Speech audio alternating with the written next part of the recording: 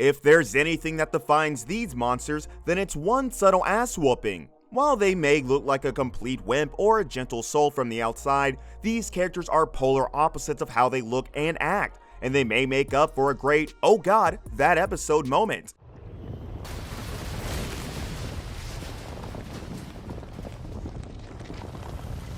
Listen to me. Welcome back to Animeology, and today we're taking a look into the top 10 anime characters that pretend to be weak but are strong as hell.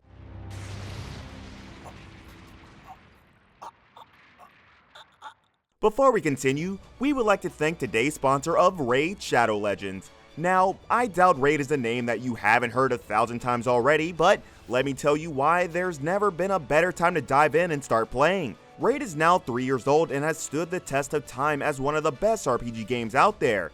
Ever since the release, the game content has only gotten better as every new patch deepens the rich lore and adds amazing new features for new and existing players to enjoy. The existing rosters of champions and bosses is already great enough to give you a complete roller coaster of an RPG experience, but the creators went the extra mile to add an entirely new faction, the Shadowkin. I dare you to find a cooler name than that. Another new addition to the game is the Dune Tower. This game mode introduced a whole world of new and terrifying bosses to slay. Spanning over 120 levels, the Dune Tower brought exciting new challenges for seasoned players. On top of the new game mode, Raid added the Hydra, the most terrifying new boss in all of Teleria. You may think you have the skills to take down the multi-headed beast once, but it doesn't get easier since once a head goes down, another one grows to replace it. My favorite part about the game is the PvP mode, where you can gear up your champions to fight against other players around the world. It's always a challenge having to think up interesting plans to outwit your opponent. There's seriously never been a better time to get started. And if you use the link in our description, all new players will get a free starter pack worth almost $40 to kickstart your adventure. And since it's Raid's birthday, the gifts keep coming. All new and existing players can get a bunch of free birthday gifts worth over $25. Once you're in game, just enter promo code 3YearsRaid to get your hands on everything. If that's not enough, they've got a full month of special events and tournaments, with some of Raid's best ever prizes on offer, including badass champions, piles and piles of shards, and tons of other goodies. Raid's huge already, and their whole anniversary event makes it an awesome time to join the Raid community. So what are you waiting for? Download Raid today. Number 10. Mikey, Tokyo Revengers.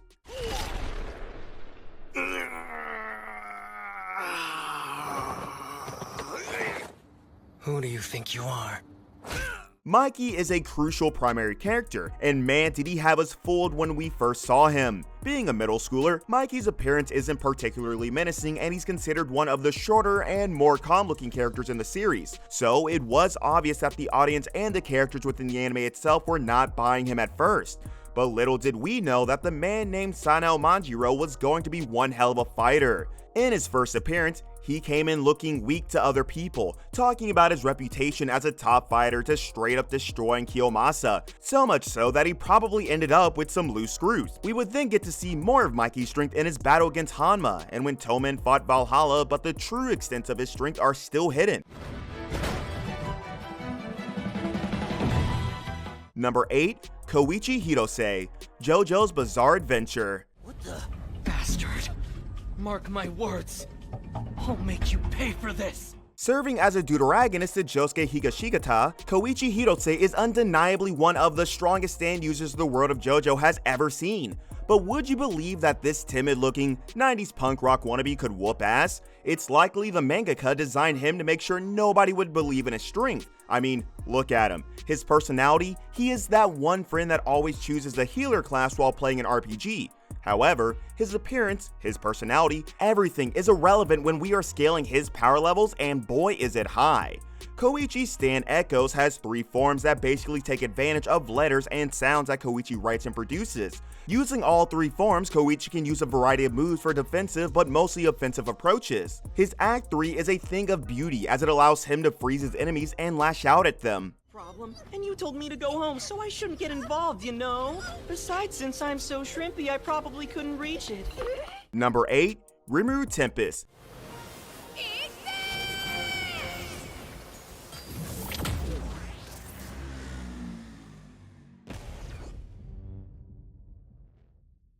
The very concept of having a slime as a protagonist in an isekai world was to glorify the trope of he looks weak but isn't. But somewhere around the corner, Tetsuda found a way to make that very trope into their storyline and make it excessively intriguing too. Rimuru Tempest's powers are simple, yet it has the potential to be the most complicated stuff isekai's ever seen.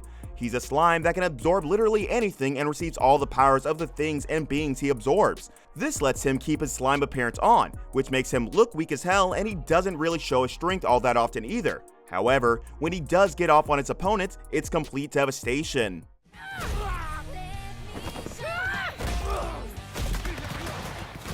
Number 7. Charmy Pappitson, Black Clover.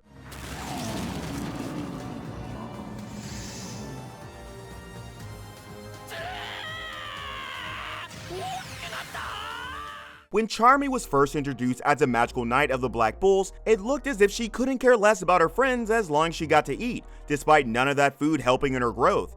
Because of her carefree and rather docile personality, we'd rarely see Charmy get into fights, and she wouldn't bother showing her powers except for some comical scenes. But when the elf arc kicked in and, when Rill, the captain of the Aqua Deers, who I must say has one of the most overpowered magic in all of Black Clover, turns into an elf, things get dire for our heroes. During the time Charmy confronts Rill, gets ransacked, but the moment Rill talks trash about food, Charmy turns up, gains some height, summons a badass wolf, and good lord did she bash Rill hard.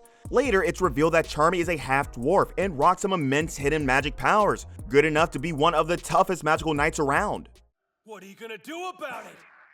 Number 6. Yukio Okumura, Blue Exorcist.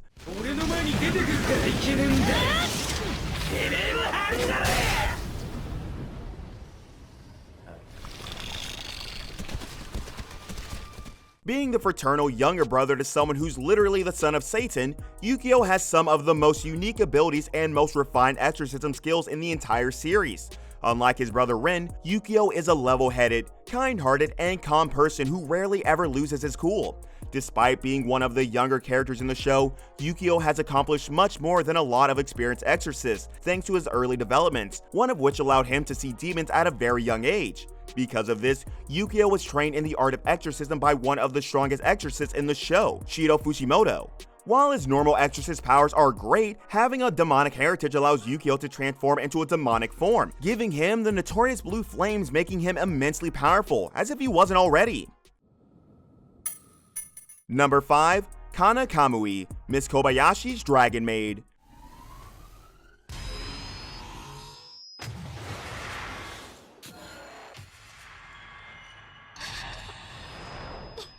You've seen her on the internet, you've seen her at least once this week, she's such a pop culture sensation. Miss Kobayashi's Dragon Maid is one of the most uniquely crafted stories in all of anime, and this little lolly dragon takes the center stage most of the time. While Kanna Kamui is not the protagonist of the show, fans would not be angry if they decided to change that and rename the show to Kanna. She's that adorable and interesting. Kanna's appearance is that of a child and her personality, a puppy golden retriever. Despite her cute appearances and childish personality, Kanna is still a dragon, much older than her human colleagues, who has probably trained for years and developed some crazy mind-boggling powers and abilities. Being a dragon, Kanna has superhuman strength, agility, reflexes, and a ton of stamina, well beyond a normal human. Combine that with her magical powers and the ability to manipulate electricity, she's easily one of the strongest dragons out there, cute as she is. Number 4. Aizen Bleach.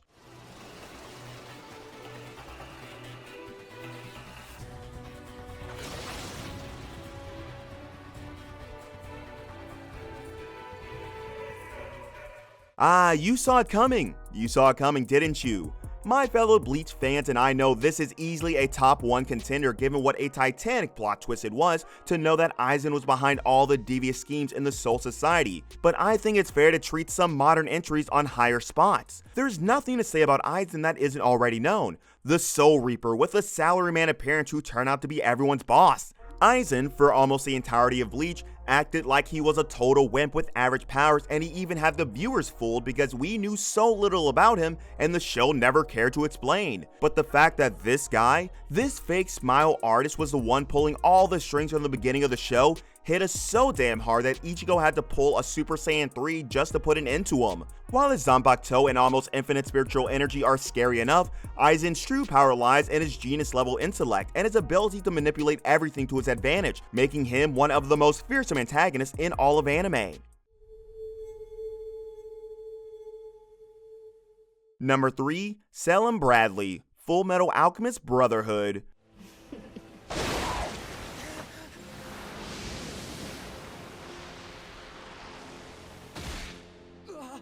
To those who watched Fullmetal Alchemist Brotherhood and got to the end of it, you and I both know that despite all our theories and predictions, we would have never guessed that Selim Bradley was a homunculus. Like, this reveal just came out of nowhere and blew us out of the water. Homunculi are basically the primary villains of Fullmetal Brotherhood. They're humanoid creatures who are nigh immortal and have some disturbingly cool abilities, and these guys are super creepy too. When King Bradley was revealed to be the Sin of Wrath, we all wondered what the Sin of Pride would be like, and who it was. What's really amazing about this reveal is that it happened so casually, and the build up to it is an absolute masterpiece. Up until the reveal, the show had done a good job of portraying Selim as an innocent adopted child of King Bradley, and didn't give us a single chance of doubt. But when Lisa Hawkeye senses something sinister in one particular scene with Selim, the creepy kid immediately reveals himself as the Sin of Pride, manipulator of shadows, and the most powerful homunculus out there, and he probably caused Lisa some PTSD. Number 2. Puck, ReZero. Puck has a lot of history, going back 400 years when he was still a humanoid creature who was then turned into an artificial spirit by Echidna in order to protect Amelia. But over the years, Puck's objective and allegiances have been in constant turmoil, but he isn't necessarily bad. Being the great spirit presiding over fire mana, Puck has immense magical prowess and easily one of the strongest magic users in the show. But this doesn't mean that Puck is limited to a single element. He can use almost all elemental magic, has healing abilities, and can even read minds. Talk about overpowered.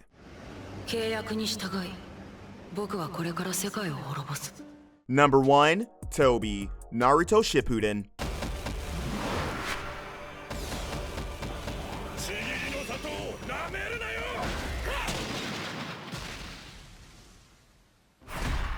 Oh, Obito, how you deserve all the happiness in the world.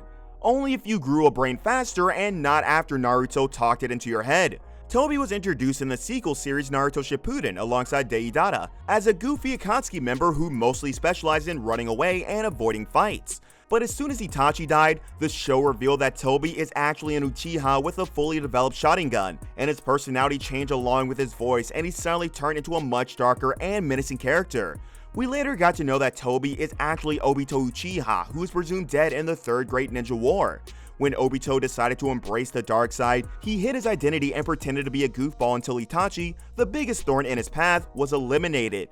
Even after this, he came out as Madara Uchiha, not Obito, but he was no longer holding back his powers. We got to see that Tobi has some of the most broken powers in all of Naruto, and was capable of going toe-to-toe with some of the strongest characters in the series.